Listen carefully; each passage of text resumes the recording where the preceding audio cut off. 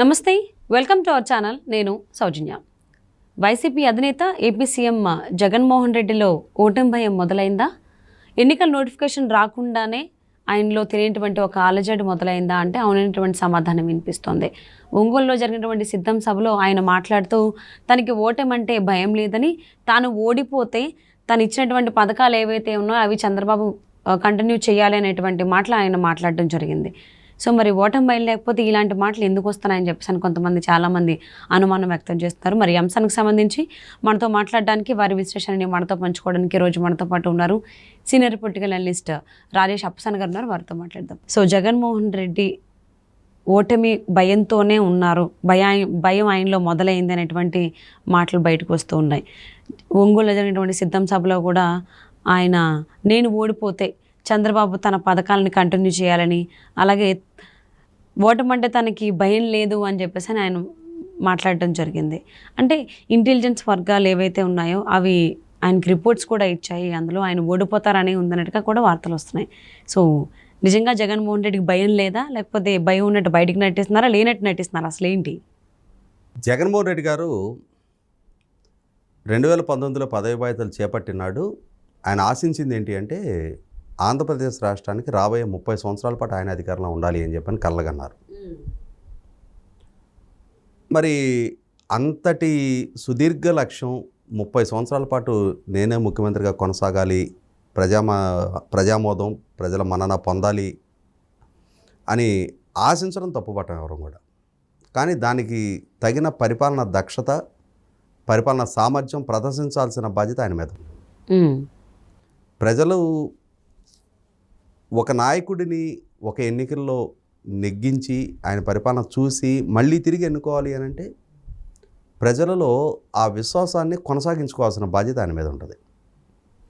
కానీ 30 సంవత్సరాల అధికారంలో ఉండాలి అని ఆశించిన జగన్మోహన్ రెడ్డి గారు ఈరోజు ఎన్నికలకి ఇంకా నోటిఫికేషన్ కూడా విడుదల కాకముందే అస్త్ర సన్యాసం చేసినట్టుగా మాట్లాడుతున్నారు అని అంటే ఒక రకంగా ఇది స్ట్రాటజీ అయింది.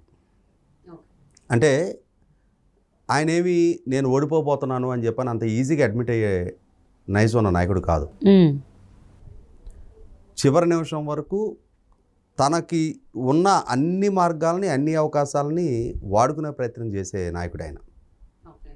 ఇప్పుడు ఈ వ్యూహం ఎందుకు ఎంచుకుంటున్నారు అని అంటే ఆయన దృష్టిలో ఏంటంటే నేను అద్భుతమైన సంక్షేమాన్ని అందిస్తా ఉన్నా ప్రజలకి, నేను మాత్రమే సంక్షేమాన్ని అందిస్తున్నా, నేను మాత్రమే దీన్ని కొనసాగించగలను, నా ఆబ్జెన్స్లో వేరే ఎవరు ఈ పదవి బాధ్యతలు చేపట్టినా కూడా ప్రజలకి వాళ్ళకి వ్యక్తిగతంగా నష్టం జరుగుతుంది, వాళ్ళకి దక్కే సంక్షేమం దక్కదు అని చెప్పని ఒక రకంగా ప్రజలలో వాళ్ళకు అందుతున్న సంక్షేమం దక్కదేమో జగన్మోహన్ రెడ్డి గారిని ఓడగొట్టుకుంటే అనే ఒక అభద్రతాభావాన్ని క్రియేట్ చేయడం కోసం, ఒక ఎమోషనల్ ఇష్యూగా మలచడం కోసం, ఎమోషనల్గా ప్రజలను ఎక్స్‌ప్లాయిట్ చేసుకోవడం కోసం బ్లాక్మెయిల్ చేసే ప్రయత్నాలు ఇవన్నీ కూడా. ఓకే, అంటే నన్ను గనక నెగ్గించకపోతే రేపటి రోజున మీకు ఈ సంక్షేమం దక్కదు. ఇక్కడ జగన్మోహన్ రెడ్డి గారు అర్థం చేసుకోవాల్సింది ఏంటి అంటే భారతదేశ రాజకీయాల్లో కానీ, ఆంధ్రప్రదేశ్ రాజకీయాల్లో కానీ జగన్మోహన్ రెడ్డి గారితోటే సంక్షేమం మొదలు కాలేదు, జగన్మోహన్ రెడ్డి గారితోటే సంక్షేమం అంతమూ కాదు. దాదాపుగా ఇప్పుడు అమలవుతున్న చాలా సంక్షేమ పథకాలు ఎన్టీ రామారావు గారు ముఖ్యమంత్రిగా ఉన్న రోజుల్లో మొదలైనవి. ఇందిరాగాంధీ గారు ప్రధానమంత్రిగా ఉన్న రోజుల్లో 15 సూత్రాల ఆర్థిక పథకం, 20 సూత్రాల ఆర్థిక పథకాలు అని చెప్పని ఆ రోజుల్లో వారు చాలా సంక్షేమ పథకాలు కాజీలు. వాటిని తర్వాత వచ్చిన సక్సెసివ్ ప్రభుత్వాలు కొంచెం మెరుగుపరచడం, తర్వాత పెరిగిన టెక్నాలజీ నేపథ్యంలో సంక్షేమ పథకాలు అందించే విధానాల్లో మార్పు చేర్పులు వచ్చినాయి. ఒకప్పుడు ఊరు మొత్తానికి పోస్ట్ ఆఫీస్లో ఒక ఫోన్ ఉండేది, ఇవాళ ప్రతి ఇంట్లో 3-4 మొబైల్ ఫోన్స్ ఉన్నాయి. మనిషికి ఒక ఫోను, 2 ఫోన్లు ఉంటున్నాయి. అదే అంటున్నా, ప్రతి ఇంటికి 3-4 మొబైల్ ఫోన్లు ఉన్నాయి ఇవాళ. సో ఆ సాంకేతిక పరిజ్ఞానం పెరిగే కొంది ప్రజలకి అవసరాలు, సౌకర్యాలు పెరుగుతూ వచ్చినాయి. ఇటువంటి ప్రాసెస్లో ఆయన ఏంటి, నేను డీబీటీ ద్వారా సంక్షేమ పథకాలు అందిస్తానా అని చెప్పుకుంటున్నారు. డీబీటీ లేని రోజు కూడా సంక్షేమ పథకాలు అమలు జరిగినాయి, చాలా ఎఫెక్టివ్గా అమలు జరిగినాయి. వాలంటీర్ వ్యవస్థ, జగన్మోహన్ రెడ్డి గారు, డీబీటీ, ఈ మూడింటితోటే సంక్షేమ పథకాల మొదలు కాల. 2014లో చంద్రబాబు నాయుడు గారు ముఖ్యమంత్రిగా బాధ్యతలు చేపట్టినాడికి 200 రూపాయలు ఉండేది పెన్షన్. దాన్ని ఆయన 2000 రూపాయలు చేశారు. ఆ 2000ని 3000 చేయడానికి జగన్మోహన్ రెడ్డి గారికి 5 సంవత్సరాల కాలం పట్టింది. 2019లో ఆయన పదవి బాధ్యతలు చేపట్టగానే 3000 చేస్తానని వాగ్దానం చేసి ఎన్నికలకు వెళ్ళిన ఆయన జగన్మోహన్ రెడ్డి గారు దాన్ని అమలుపరచడానికి 4 సంవత్సరాల 8 నెలల కాలం తీసుకున్నారు. ప్రజలకి ఇవేమీ అవగాహన లేని స్థితిలో లేరు. మీరు ఇందాక ప్రస్తావించినట్టుగానే ఇంటెలిజెన్స్ రిపోర్ట్స్ ఉన్నాయి, వాళ్ళ వ్యూహకర్తల సర్వే ఫలితాలంతా ఉన్నాయి, ఆయన చేయించుకుంటున్న సర్వే ఫలితాలంతా ఉన్నాయి. కాకుంటే ఏంటంటే ఒక ఆర్కెస్ట్రేటెడ్ మీడియా మేనేజ్మెంట్ ద్వారా, సోషల్ మీడియాలో విస్తృత ప్రచారం ద్వారా ఒక ఫీల్ గుడ్ ఫ్యాక్టర్ క్రియేట్ చేసే ప్రయత్నం చేస్తున్నారు ఆయన. ఆల్ ఈజ్ వెల్, అంతా బాగుంది, వై నాట్ 175, మనమే 175 గెలవబోతున్నాం, చంద్రబాబు నాయుడు గారిని కూడా ఆయన కుప్ప నియోజకవర్గం కూడా ఓడించబోతున్నాం అని చెప్పని ఒక మేకపోతు గాంభీర్య ప్రదర్శన చేస్తున్నారు ఆయన. 100కి 100 పాళ్ళు ఆయనకి తెలుసు క్షౌరం కాబోతుంది అని. పరిస్థితులు పరిణామాలు ప్రతికూలంగా మారుతున్నాయి అనేది ఆయనకి ఆ రియలైజేషన్ ఉంది కాబట్టి ఆయన ఇంటర్నల్గా పార్టీలో సృష్టించుకున్న సంక్షోభం ఏంటి? చాలామంది అభ్యర్థులు మార్పు చేర్పులు చేస్తూ ఉన్నారు, చాలామంది పార్లమెంట్ సభ్యులు ఆయన నుంచి దూరం జరిగిపోయారు, వివిధ హోదాల్లో చాలామంది నాయకులు పార్టీని వదిలి వెళ్ళిపోతున్నారు. ఆయనే స్వయంగా చాలామంది అభ్యర్థిత్వం ఆశిస్తున్న వాళ్ళకి అపాయింట్మెంట్ కూడా ఇవ్వని తీరు చూస్తూ ఉన్నాం మనం.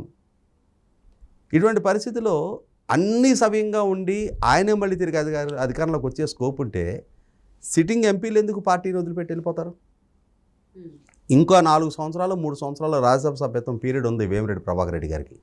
ఆయన ఎందుకు దాన్ని వదులుకొని కూడా రాజీనామా చేసి వెళ్ళిపోయారు? ఇవాళ సిట్టింగ్ ఎంపీలు బాలశౌరి గారు, లావు కృష్ణదేవరాయలు గారు, డాక్టర్ సంజీవ్ కుమార్ గారు లాంటి వాళ్ళు రాజీనామాలు చేసి ఎందుకు వెళ్ళిపోతున్నారు? మేకపాటి మాగుంట శ్రీనివాసరెడ్డి గారు ఒంగోలు ఎంపీ, ఆయన కూడా పార్టీకి రాజీనామా చేయడం జరిగింది రీసెంట్గా.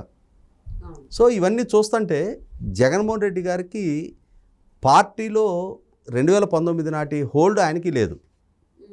ప్రజల్లో ఆదరణ, ఆయన మీద కనపరిచిన నమ్మకం ఈరోజు ప్రజల నుంచి కూడా వ్యక్తం కావట్లా. ఎందుకు? పాలకుడుగా ఆయనకి దక్కిన అవకాశాన్ని సద్వినియోగం చేసుకోలేపారు. ఆయన రాష్ట్రాన్ని అభివృద్ధి పరంగా ముందుకు తీసుకెళ్ళడానికి దక్కిన అవకాశాన్ని సద్వినియోగం చేసుకొని ఆనాటి ప్రభుత్వం రూపకల్పన చేసిన అభివృద్ధి ప్రణాళికల్ని ఈయన విధ్వంసం చేయకుండా యథావిధిగా అమలుపరుచుకుంటూ వెళ్ళిపోయినా కూడా ఆయనకి ఒక సువర్ణ అవకాశం, అంటే అధికారం కొనసాగించుకోవడానికి ఆస్కారం ఉండేది. 175 స్థానాలు ఉన్న సభలో 151 స్థానాలు దక్కడం అంటే చిన్న ఇష్యూ కాదు కదా. అంతటి భారీ మెజార్టీ ఆయనకి దక్కితే దాన్ని సద్వినియోగం చేసుకోవడంలో ఫెయిల్ అయ్యారు ఆయన. ఇటువంటి సందర్భంలో ఇప్పుడు ఏంటంటే నేను ఓడిపోతే చంద్రబాబు నాయుడు ఈ సంక్షేమ పథకాలు కొనసాగించాలి, ఎవరు దాన్ని మార్పు చేయడానికి వీల్లేదు, అటువంటి బలమైన ముద్ర నేను వేసానని చెప్పని చెప్తున్నారు. మీరు కొనసాగించారా? ఆనాటి ప్రభుత్వం ఉచిత ఇసుక పాలసీ ఇచ్చింది, అమలు చేసింది. మీరు దాన్ని ఎందుకు రద్దు చేశారు? అన్నా క్యాంటీన్లు. ఇవాళ పేదవాడు పట్టిన అన్నం తిని అన్నా క్యాంటీన్ ఎందుకు రద్దు చేశారు? గత ప్రభుత్వం దళితులకి బెస్ట్ అవైలబుల్ స్కూల్స్ పథకం అమలుపరిచింది, మీరు ఎందుకు దాన్ని రద్దు చేశారు? గత ప్రభుత్వం 1000 మంది విద్యార్థులకి విదేశీ విద్య అమలుపరిచింది, మీరు 4 సంవత్సరాల పాటు ఎందుకు రద్దు చేశారు? మీరు కళ్యాణ లక్ష్మి దుల్హన్ పథకాన్ని 4 సంవత్సరాల పాటు ఎందుకు అమలుపరచలేదు? మీరు కుల కార్పొరేషన్ తరఫున క్రెడిట్ క్యాంపులు ఎందుకు రద్దు చేశారు? 5 సంవత్సరాల కాల పరిమితిలో ఒక్కటంటే ఒక్కటి కూడా క్రెడిట్ క్యాంప్ ఎందుకు కండక్ట్ చేయలేదు? గత ప్రభుత్వం ఇరిగేషన్ రంగం మీద 68,000 కోట్లు ఖర్చు పెట్టింది, మీ ప్రభుత్వంలో 22,000 కోట్లు మాత్రం ఎందుకు ఖర్చు పెట్టారు? గత ప్రభుత్వం అగ్రికల్చర్ మెకనైజేషన్ కోసం విస్తృతంగా సబ్సిడీలు ఇచ్చింది, 90% సబ్సిడీతో పూర్తి స్థాయిలో డ్రిప్ పరికరాలు 17 లక్షల ఎకరాలకు డ్రిప్ పరికరాలు ఇచ్చారు, మీరు ఎన్ని ఎకరాలకు ఇచ్చారు? ఇవాళ మీరు గత ప్రభుత్వం అమలుపరిచిన సంక్షేమ పథకాలు మీరు అమలుపరిచున్నట్టయితే, దాన్ని యథావిధిగా కొనసాగించున్నట్టయితే, ప్రజల కోణంలో ఆలోచించి ప్రజలకు మేలు జరుగుతున్న పథకాన్ని రద్దు చేయకూడదన్న ఆలోచన మీరు చేస్తున్నట్టయితే, ఈరోజు మీకు రాబోయే ప్రభుత్వాలు నా పథకాలు కొనసాగించాలని చెప్పని డిమాండ్ చేయడానికైనా, అర్థించడానికైనా, ఆశించడానికైనా హక్కు ఉంటుంది.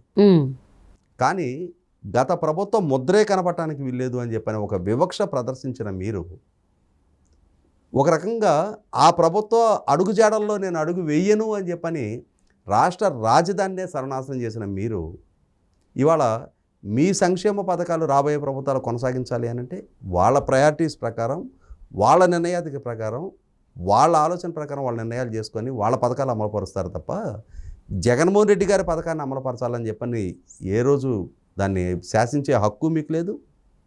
మహా అయితే ప్రజల కోణంలో మీ పథకాలు లబ్ధి చేకూర్చేవని చెప్పని ఫీల్ అయితే పరిగణలోకి తీసుకుంటారేమో ఆ ప్రభుత్వాలు. అవును. సో ఈయన మాట్లాడితే ఏ సిద్ధం సభలో అయినా కానీ, ఏ సభలో అయినా కానీ, నేను ఓడిపోతే నేను ఇచ్చేటువంటి పథకాలు చంద్రబాబు కంటిన్యూ చేయాలి అనే మాటలు మాట్లాడడం. ఇంకొకటి ఏంటి అంటే, నేను ఓడిపోతే మీకు సంక్షేమ పథకాలు రావు. ఈ 2 లైన్స్ బాగా యూజ్ చేస్తున్నారు. మరి ఇది ఎంత ఇంపాక్ట్ చూపిస్తుంది ఆంధ్ర ప్రజల్లో చూద్దామండి. And thank you so much for spending your valuable time with us, Rajesh గారు.